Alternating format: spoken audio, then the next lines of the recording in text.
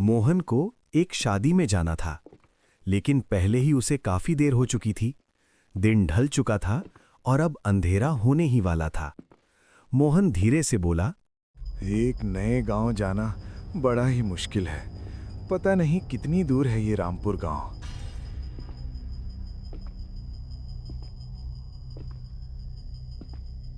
चलते चलते काफी समय हो चुका था।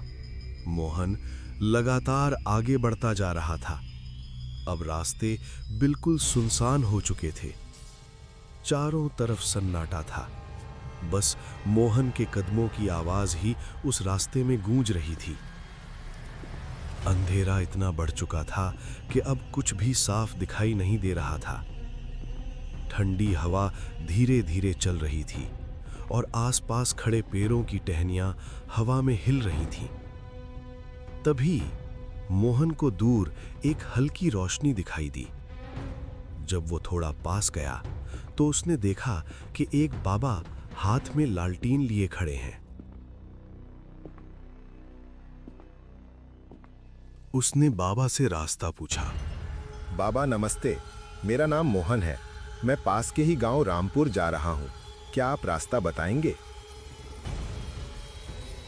बाबा पहले तो उसे एकटक देखते रहे, फिर बेटा, तुम्हें अभी और आगे जाने के बाद एक पुराना पोस्ट ऑफिस दिखेगा। वहीं से दाएं जाना होगा। बस कुछ भी हो पीछे नहीं देखना। ठीक है बाबा।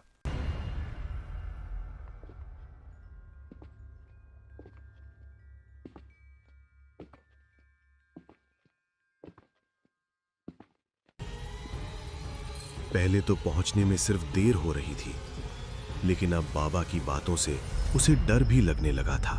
रास्ते में बार बार उसे ऐसा लग रहा था मानो कोई उसके पीछे ही चल रहा हो, लेकिन वो पीछे मुड़कर नहीं देखना चाहता था। तभी उसे एक बहुत बड़ा बरगद का पेड़ दिखाई दिया। वो बाकी सभी पेड़ों से अलग लग रहा था। ऐसा लग रहा था जैसे अभी एक बड़ा सा मुंह खोलेगा और सब कुछ निगल जाएगा। मोहन पसीने से तर हो चुका था। उसके कदम अब काफी तेज हो चुके थे। तभी एक ठंडी हवा मोहन ने महसूस की, लेकिन उसे अजीब तब लगा जब इस सन्नाटे में भी उसे कोई दिखाई नहीं दे रहा था। तभी उसे सफेद साड़ी में एक महिला दिखाई दी, जो चुपचाप खड़ी थी। मोहन को ऐसा लगा जैसे उसके पैरों तले जमीन ही खिसक गई हो। उसने हिम्मत जुटाई और अपने कदमों को और तेज कर लिया। उसने चैन की सांस ली। अब वो उस महिला को पार कर चुका था, लेकिन आगे का नजारा उसकी जान लेने वाला था। जो महिला अभी पीछे खड़ी थी, वही महिला अब आगे खड़ी थी, बिल्कुल चुप, बिल्कुल स्थिर। मोहन जो पहले ही डरा हुआ था, अब उसकी हालत और खराब हो चुकी थी।